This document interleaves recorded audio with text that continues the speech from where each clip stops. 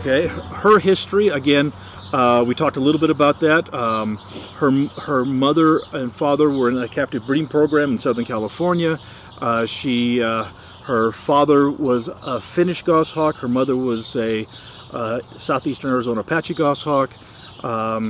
Today she is 1 month old, if you can imagine. If you can imagine, this bird right here came out of an egg the size of her head 1 month ago. And you know, they grow very, very rapidly. The bowl that I've got her in here is really very close to the size of the average hawk nest. And can you imagine having 2, 3, 4 babies this size in a nest this size? And not only birds of prey, but birds in general outgrow their nest. This is normal. They end up on the ground. This is normal. Mom and dad will feed them and care for them on the ground. So if you come across baby birds on the ground and they are not in a life-threatening situation, please leave them there and let mom and dad continue to raise them and care for them. People get all worried because they see a baby bird on the ground and they think it's abandoned. It's really not. And that way mom can raise them and they will have a better chance at life. It is complicated to be able to raise these in captivity, so you don't want to take these home with you. Growing up around humans, you know, the animals that I rescue, they get as little human contact as I can possibly get away with. We don't want them acclimated to people. Wild animals have a very strong fight or flight instinct. They want to stay away from people, and that's really, really good. The fight or flight instinct develops in most birds of prey between 14 to 21 days. And that's when the instinct kicks in and they develop a natural fear for things that they do not understand. And that's a survival technique. And you and I as humans, we have the exact same survival technique. It is not as predominant in us as it is in the wild animals. This little gal right here, if something she does not understand, a car backfires, a motorcycle goes by, you know, a trash truck, 500 screaming children in an auditorium, if there's something that she doesn't understand, she becomes extremely stressed. She either wants to escape the stress, or if she cannot escape, the instinct is to defend herself from the stress. And that's why we call it a fight or flight instinct. And again, we all have that. Humans have that as well. Now, in order to have her in captivity, where she is comfortable doing school programs and community programs, where she is comfortable out in the field with a falconer, and that there's 1,000 things that could surprise her. Like I said, you could be out in the field and some guy goes racing by on a motorcycle or an ATV.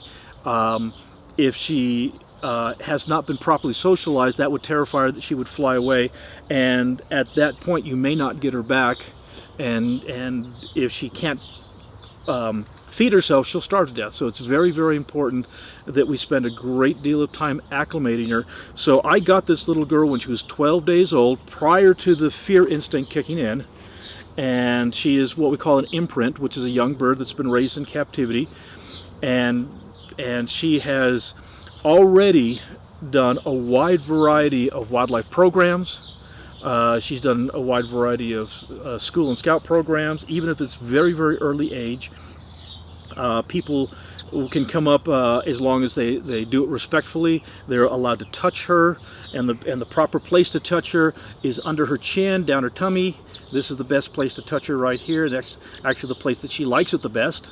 And get down there and play with the feet, and just very, very gently acclimating her to my hand and other people's hands and activities and noise, because she will never be a wild bird.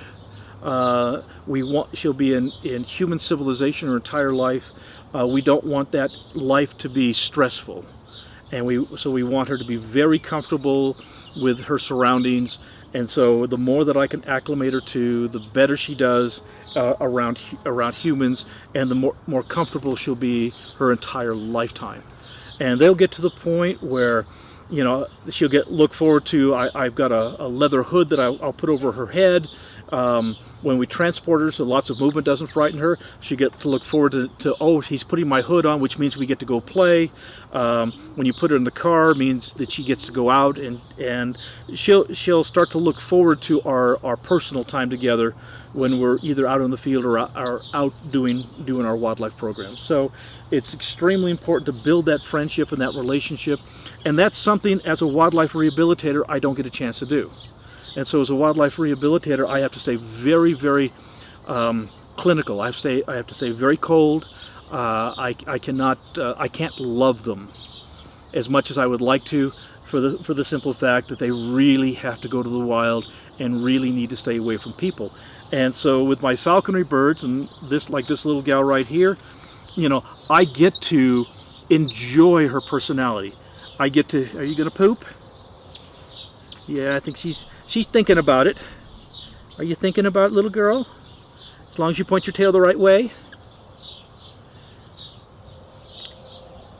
And again, as much as this looks like it's really fun, guys, please understand, these are wild animals. She still has all of her instincts. If handled inappropriately, they can be very dangerous. If handled appropriately, both you and the bird can have an amazing relationship.